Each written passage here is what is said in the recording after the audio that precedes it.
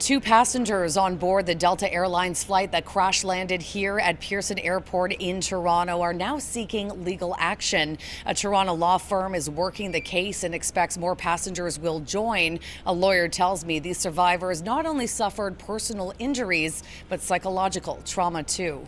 They went to the hospital the day after when they saw that they were continuing and worsening with their condition. Oh! Oh! Oh, no, no, no, no, no. Two Canadian passengers who escaped the burning wreckage are now working with a Toronto law firm that specializes in aviation cases. Lawyer Vincent Genova tells me he has spoken to several others who are also suffering from severe bruising, potential head injuries, and are still seeking medical care. He also claims his clients were instrumental during the evacuation. There was fuel that was falling on her when she checked out the exit, but thought that that was the only way that she can get people off the plane. And the two of them got other passengers off before the fire started to spread. So it really is a miracle that people were not killed in this event. But really the extent of their injuries is untold at this time. This comes as the wreckage from Delta Flight 4819 is slowly being cleared from the runway after crash landing on Monday afternoon. More than 20 investigators with Canada's Transportation Safety Board have been on scene for many hours now.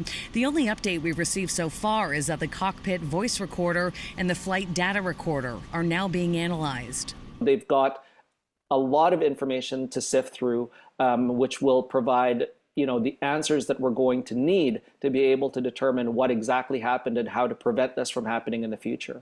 Meanwhile, for travelers at Pearson Airport, the ripple effects continue. Never heard of a plane being on its roof before.